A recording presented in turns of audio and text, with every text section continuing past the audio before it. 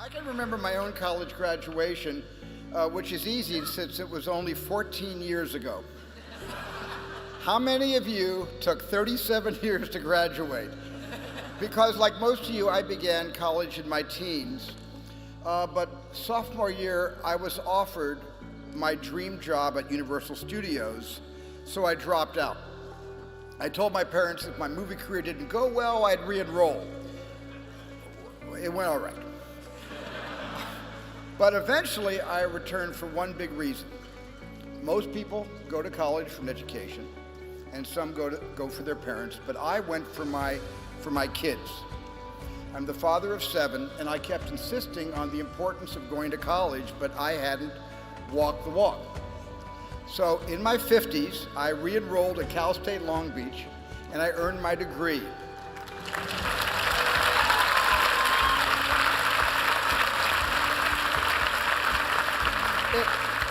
I just have to add, it helped that they gave me course credit in paleontology for the work I did on Jurassic Park.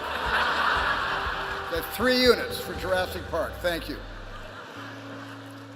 Well, I left college because I knew exactly what I wanted to do, and some of you know too, but some of you don't.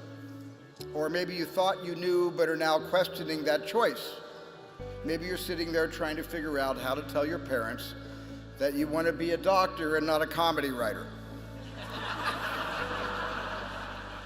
Well, what you choose to do next is what we call in the movies the character-defining moment. Now, these are moments you're very familiar with, like in the last Star Wars, The Force Awakens, when Rey realizes the Force is with her, or Indiana Jones choosing mission over fear by jumping into a pile of snakes. Now, in a 2-hour movie, you get a handful of character-defining moments, but in real life, you face them every day. Life is one strong, long string of character-defining moments. And I was lucky that at 18, I knew what I exactly wanted to do, but I didn't know who I was. How could I, and how could any of us? Because for the first 25 years of our lives, we are trained to listen to voices that are not our own. Parents and professors fill our heads with wisdom and information, and then employers and mentors take their place and explain how this world really works. And usually these voices of authority make sense, but sometimes doubt starts to creep into our heads and into our hearts, and even when we think that's not quite how I see the world, it's kind of easier just to nod in agreement and go along, and for a while I let that going along define my character because I was repressing my own point of view, because like in that Nilsson song, everybody was talking at me so I couldn't hear the echoes of my mind. And at first, the internal voice I needed to listen to was hardly audible, and it was hardly noticeable, kind of like me in high school. But then I started paying more attention, and my intuition kicked in. And I want to be clear that your intuition is different from your conscience. They work in tandem, but here's the distinction. Your conscience shouts, here's what you should do, while your intuition whispers, here's what you could do. Listen to that voice that tells you what you could do. Nothing will define your character more than that. Because once I turned to my intuition and I tuned into it, certain projects began to pull me into them, and others I turned away from. And up until the 1980s, my movies were mostly, I guess, what you could call escapist. And I don't dismiss any of these movies, not even 1941. Not even that one. And many of these early films reflected the values that I cared deeply about, and I still do. But I was in a celluloid bubble because I'd cut my education short. My worldview was limited to what I could dream up in my head, not what the world could teach me. But then I directed The Color Purple, and this one film opened my eyes to experiences that I never could have imagined, and yet were all too real. This story was filled with deep pain and deeper truths, like when Shug Avery says, everything wants to be loved. My gut, which was my intuition, told me that more people needed to meet these characters and experience these truths. And while making that film, I realized that a movie could also be a mission. I hope all of you find that sense of mission. Don't turn away from what's painful.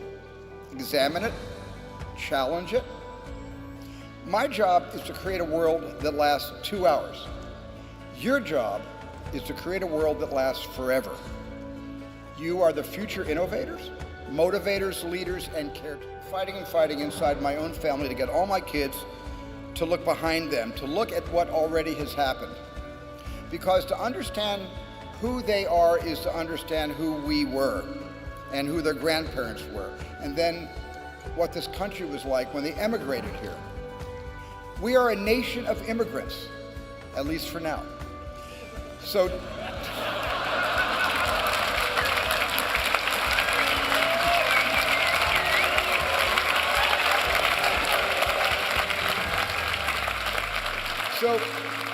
to me, this means we all have to tell our own stories. We have so many stories to tell. Talk to your parents and your grandparents if you can, and ask them about their stories, and I promise you, like I have promised my kids, you will not be bored. And that's why I so often make movies based on real-life events. I look to history not to be didactic, because that's just a bonus, but I look because the past is filled with the greatest stories that have ever been told. Heroes and villains are not literary constructs, but they're at the heart of all history. And again, this is why it's so important to listen to your internal whisper. It's the same one that compelled Abraham Lincoln and Oskar Schindler to make the correct moral choices. In your defining moments, do not let your morals be swayed by convenience or expediency. Sticking to your character requires a lot of courage, and to be courageous, you're going to need a lot of support. And if you're lucky you have parents like mine, I consider my mom my lucky charm. And when I was 12 years old, my father handed me a movie camera, the tool that allowed me to make sense of this world. And I am so grateful to him for that, and I am grateful that he's here at Harvard, sitting right down there.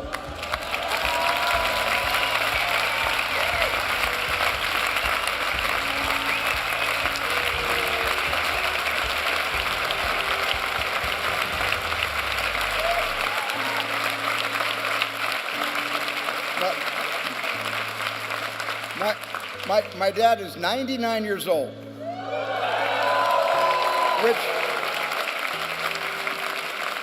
which means he's only 1 year younger than Widener Library, but unlike Widener, he's had zero cosmetic work.